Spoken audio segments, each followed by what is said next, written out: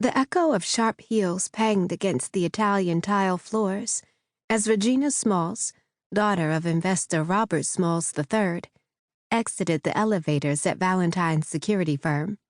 "Excuse me, ma'am?" Ignoring the receptionist, Regina strutted down the aisle, her stilettos announcing her arrival with every step she took, hips swaying, on a mission. "Ma'am." The receptionist ran around the desk in a dash, flustered to get to Regina before she could make it to her boss's door. It was her first week on the job, and the last thing she wanted was to get in trouble for letting someone back without contacting him first. "Ma'am, please."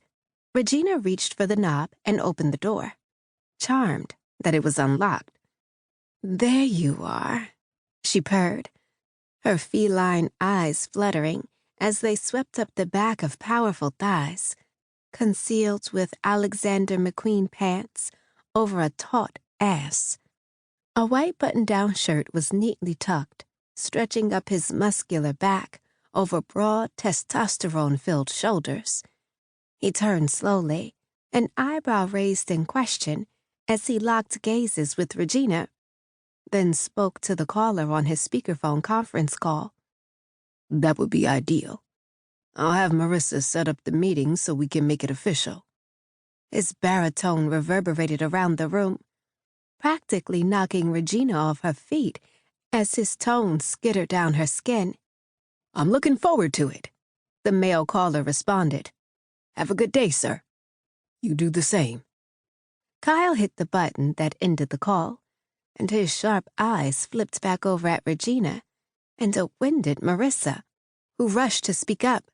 "Sir, I'm so sorry she barged right in here without stopping. I had no idea she was going to come back here." "She's right," Regina said calmly. "Don't fire her. I needed to talk to you, and I'm not accustomed to asking for anyone's permission."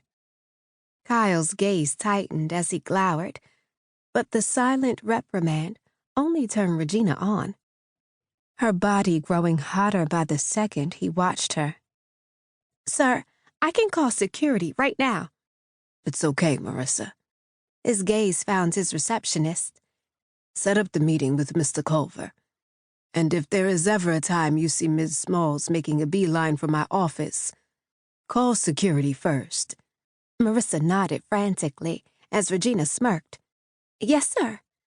Marissa left the room faster than her next breath escaped her, closing the door to give them some privacy.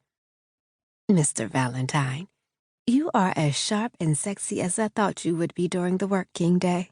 And that sandalwood cologne I can smell from here. You know," Regina strolled the length of Kyle's corner office, strutting around his desk to stand before his massive frame. "That scent of yours has always been my undoing." Her nipples hardened as her eyes rode the pillar of his throat, over his Adam's apple, to his luscious lips. "Miss Smalls, it's the middle of the day. Don't you have some business to attend to?" "I do, which is why I'm here." Robert Smalls III had been an investor in Valentine's security firm. Earlier that year, when the security company first got off the ground, Regina and her father made it clear that they were interested in more than financial business endeavors. During a gala Kyle attended, Regina had all but come on to him standing right in front of her father, with his undeniable approval. Mr. Smalls slipped his hand into his pockets, then boasted, "Regina just snagged the September issue of Vogue." Mr. Smalls smiled wide. "She'll make a great wife someday." He glanced at Kyle. "And I wouldn't mind having you as a son-in-law." Regina's soft laugh and low-cut eyes were geared toward Kyle, who grinned. "That's a compliment I hardly ever get," Kyle had teased. Mr. Smalls cajoled. "Well, in the event that you decide to ask for her hand in marriage, just skip asking me." Kyle could admit that he didn't see that one coming, but he'd kindly declined their offer, not to offend Miss Smalls, but his heart belonged to someone else.